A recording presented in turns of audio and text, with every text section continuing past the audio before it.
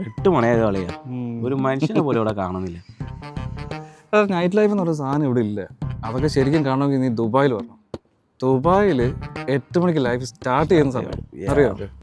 Salary ഒന്നുമില്ലേ? Salary ഒക്കെ ഒന്നും അറിയാം. ടാക്സും പെൻഷനൊക്കെ കട്ട് ചെയ്തിട്ട് കുറച്ച് കിട്ടി. അതൊക്കെ നമ്മുടെ ദുബായിൽ ടാക്സും ഇല്ല, പെൻഷനും ഇല്ല, കിട്ടുന്ന പൈസ മൊത്തം നമുക്ക് വീട്ടിലയക്കാം. സാലറി ഒക്കെ വന്നില്ലടാ.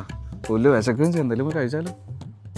കുറച്ചേ ഉള്ളൂ, പോവാം. ഉള്ളതോട്ടാവട്ടെ. ഓക്കെ പോടാ.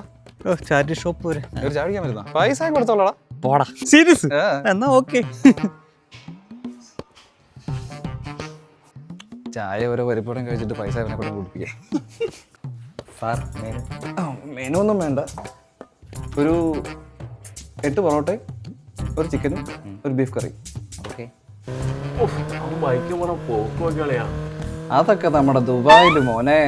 ഇതൊക്കെ എന്തോന്ന് പോക്ക്. അവിടെ പിള്ളേർ കളിക്കുന്ന കളി കാണാൻ ബൈക്ക് കൊണ്ട്. അതാണ് മോനെ പോക്ക്.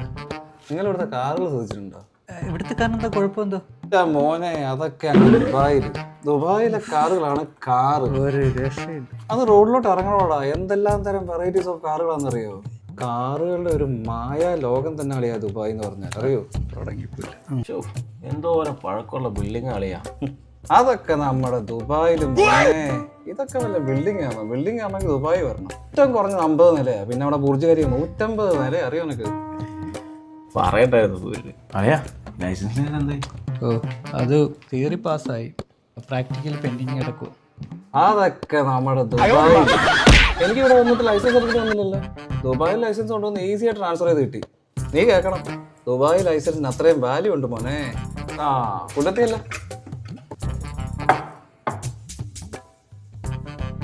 ബ്രോ എങ്ങനെയുണ്ടായിരുന്നു? ഫുഡൊക്കെ സെറ്റല്ലേ?